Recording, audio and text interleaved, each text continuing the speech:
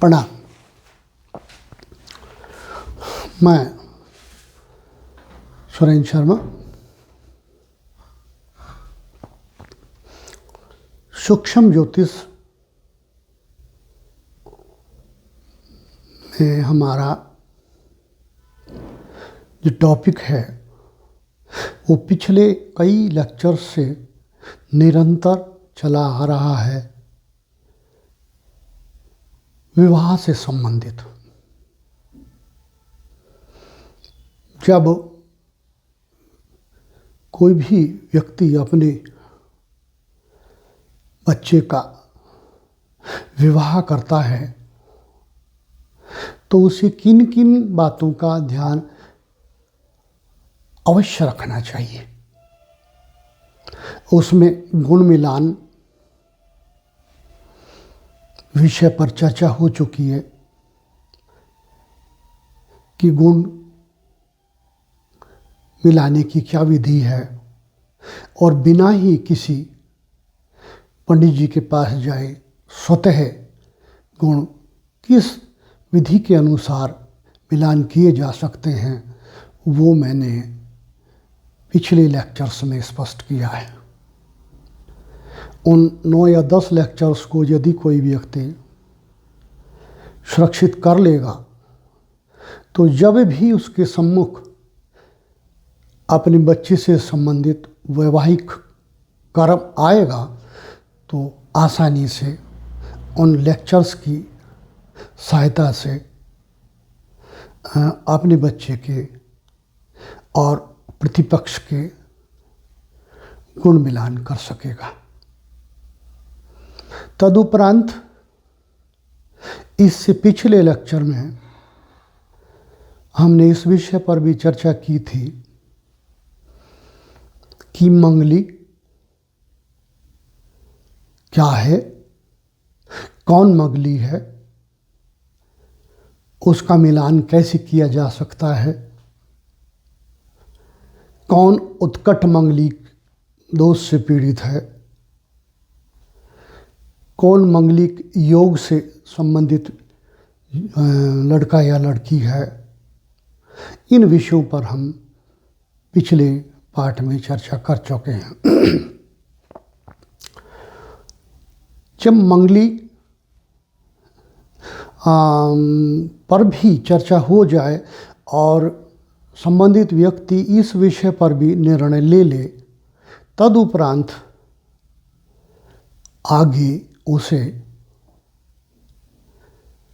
जिन बातों का अवश्य रूप से ही ध्यान करना चाहिए या कुंडली में उन महत्वपूर्ण इकाइयों को जान लेना चाहिए जो लड़का या लड़की के जीवन से जुड़ी है। यदि मैं अपने पुत्र का विवाह करने जा रहा हूं तो मुझे चाहिए कि मैं प्रतिपक्ष अर्थात लड़की की कुंडली के उन आवश्यक घटकों का परीक्षण अवश्य कर लूं या किसी विद्वान से करा लूं ताकि जोड़ी का जीवन सुचारू रूप से चले और कोई दुर्घटना या अनावश्यक घटित होने वाली बात सम्मुख न आए। आज के पाठ में मैंने इसी विषय पर चर्चा करनी है और इस विषय में मैंने जो महत्वपूर्ण इकाइयाँ हैं उनको सम्मुख लिखा है, बोर्ड पर लिखा है, जिनमें एक एक को लेकर मैं स्पष्टीकरण करूँगा। कुंडली मिलाने में सर्वप्रथम जिस इकाई को देखा जाना चाहिए, जैसे कि उदाहरण स्वरूप यदि मैं लड़के का विवाह करने जा रहा हूँ तो मुझे लड़की की कुंडली में ये अवश्य देखना चाहिए कि ये सम्मुख लिखे जितने भी घटक हैं वो कितने खरे उतरते हैं। सामान्यतः ऐसा देखने में आया है कि व्यक्ति गुणों का मिलान करने के उपरांत और एकमात्र सामान्य मंगलिक देख लेने के उपरांत विवाह समायोजित कर लेते हैं, तय कर लेते हैं और इन सब इकाइयों को छोड़ देते हैं जो सम्मुख लिखी हुई है।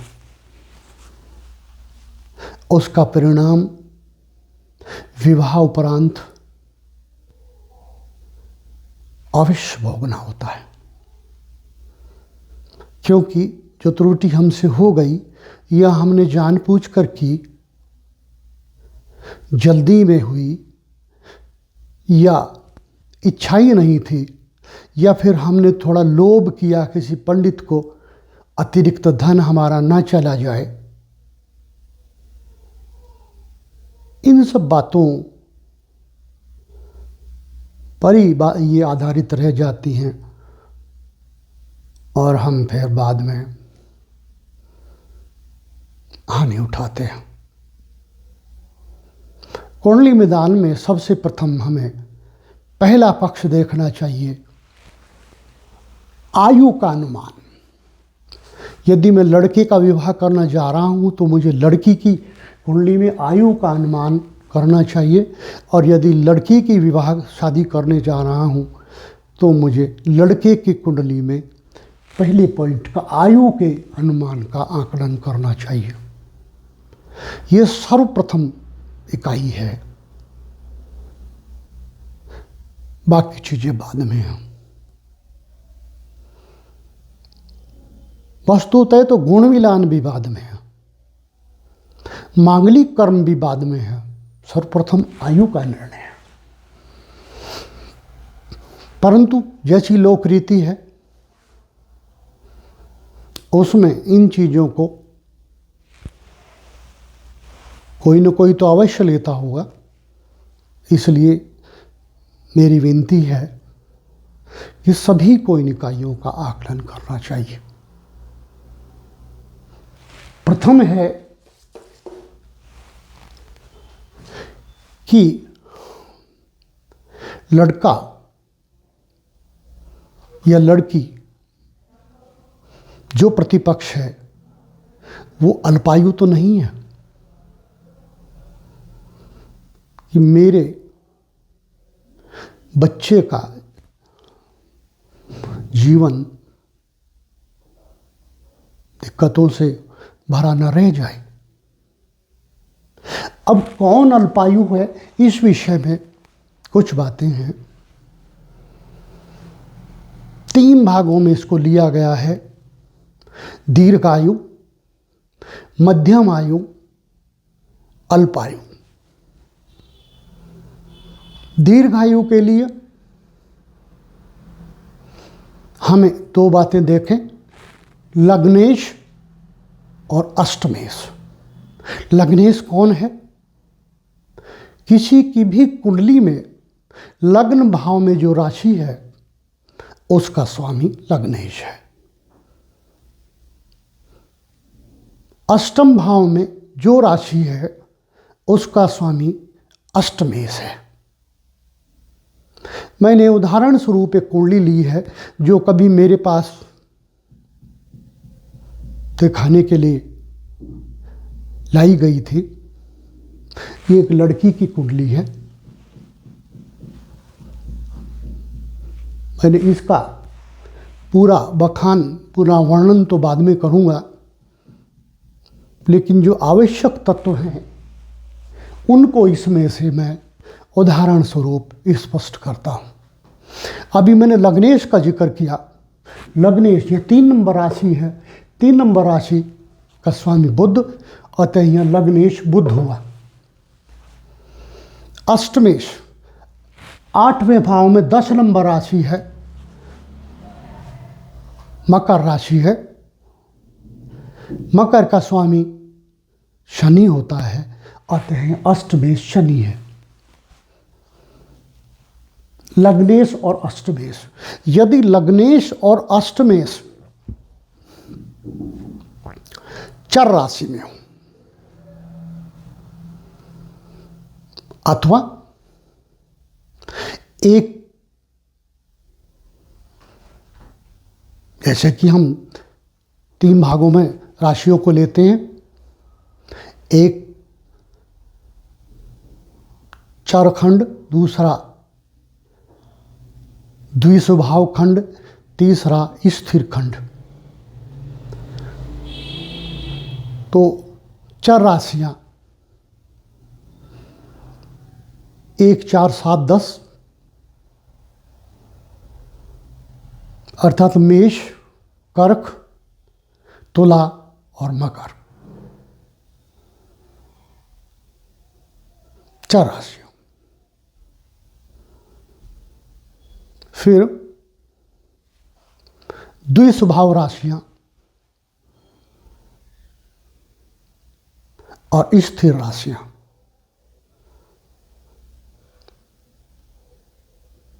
नंबर आने पर उनको भी बताऊंगा, पहले यहां चर की बात है। इनमें से कौन चर में है? देखिए बुध कहाँ है? 7 नंबर राशि में है। ये 7 नंबर तुला राशि, यहां बुध है। तो लग्नेश चर राशि में है, अष्टमेश शनि वो भी उसी तुला राशि में ही है, वो भी चर राशि में है। तो लग्नेश और अष्टमेश दोनों चर राशि में हुए। इस नियम के अनुसार तो ये लड़की, क्योंकि ये कुंडली लड़की की है, दीर्घायु हो गई। जब एक खंड पूरा हुआ तब हम दूसरे खंड पर आते हैं आयु के। फिर देखते हैं हम लग्नेश और लग्न का बल। क्या लग्न किसी पापी की दृष्टि में पापी से युक्त तो नहीं है। फिर देखते हैं लग्नेश कि लग्नेश क्या पीड़ित तो नहीं है, क्या वो ऐसे भाव में और ऐसे नक्षत्र में तो नहीं है जो उसका प्रतिद्वंदी हो। मात्र भाव से बात नहीं बनती। सामान्यतः ये देखा गया है कि लोग भाव पर आधारित हो जाते हैं कि 6, 8वें 12वें ऐसे भाव में हो तो वो खराब हो जाता है। ऐसा नहीं है, क्योंकि गहराई में जाना चाहिए। अगर दूषित भाव में, पीड़ित भाव में है तो किस राशि में है, किस नक्षत्र में है, मात्र भाव पर नहीं। तो हम यहां देखते हैं लग्न भाव, प्रथम भाव। यहां लग्न भाव में राहु है, पापी राहु है, लग्न पीड़ित है। किस नक्षत्र में है?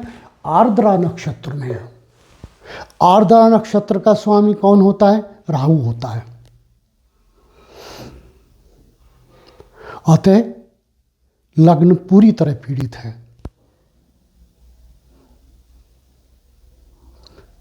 पापी, और पापी भी अपने नक्षत्र में, और अपने नक्षत्र में होने के बावजूद भी बली, क्योंकि उसके अंश 12.48 है। पूर्ण बली 10 से 20 अंश में तो पूर्ण बली होता है। सामान्यतः तो 5 अंश के उपरांत बल प्रवीण होना शुरू हो जाता है और 20 अंश तक बढ़ता ही जाता है। 20 अंश के उपरांत 25 तक, घटती की तरफ होता है ग्रह का बल, और 25 के उपरांत कमजोर होना शुरू हो जाता है। यहाँ पूर्ण बली, पीड़ित करने वाला पापी अपने नक्षत्र में पूर्ण बली, लग्न को पूरी तरह रैप्चर किए हुए है, पीड़ित किए हुए है। लग्न उदय होता है पुनर्वसु नक्षत्र में। पुनर्वसु का स्वामी बृहस्पति, चूंकि लग्न पूरी तरह पीड़ित है, लग्न भाव पूरी तरह पीड़ित है, इसलिए लग्न का नक्षत्र भी पूरी तरह पीड़ित है, पुनर्वसु।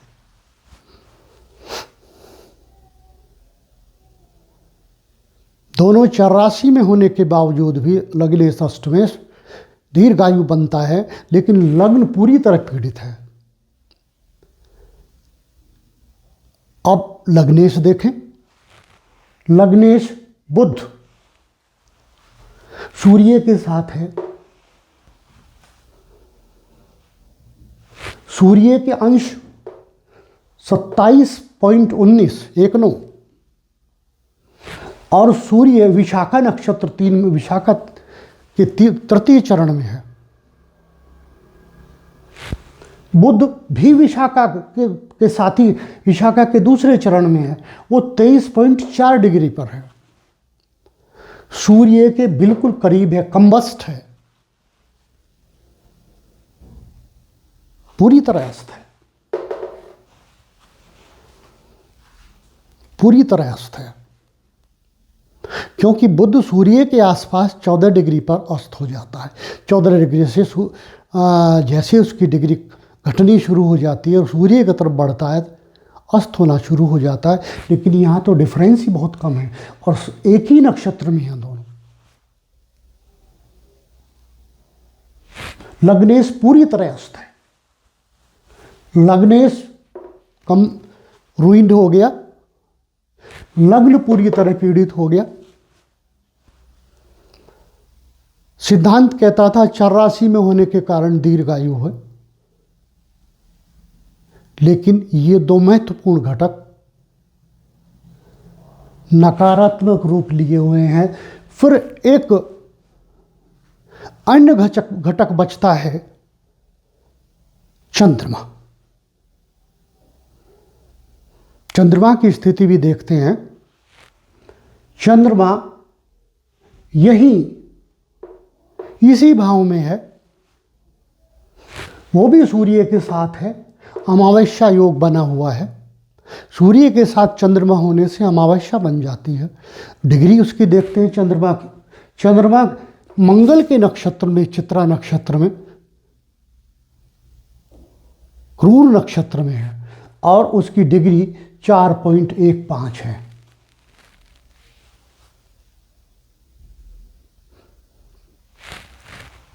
पीड़ित है,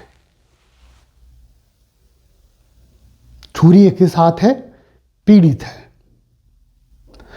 परंतु अपने शत्रु के साथ भी है शनि के। शनि भी इसी भाव में है, 4 डिग्री के करीब है और बुध 23 डिग्री पर। डिफरेंस तो है, लेकिन उसी भाव में है, उसी राशि में है, पीड़ित है। इस तरीके से 3 महत्वपूर्ण घटक ऋणात्मक दिशा की ओर गए और 2 लग्नेश और अष्टमेश सकारात्मकता की तरफ गए। अतः ये दीर्घायु नहीं है। अब कितनी आयु है ये अलग बनता है, क्योंकि किसी की भी आयु का बखान नहीं करना चाहिए। अगर किसी ज्योतिषी को वो चीज़ आ भी रही है तो उसे छुपा लेना चाहिए। ये प्रभु पर आधारित है, प्रभु के लिए छोड़ देना चाहिए। इस प्रकार से हम आयु का निर्णय करते हैं। आज का पाठ यहीं तक पाठ पूरा हुआ। अब हम आगे अगले पाठ में आगे 2 नंबर पॉइंट पर चर्चा करेंगे। प्रणाम।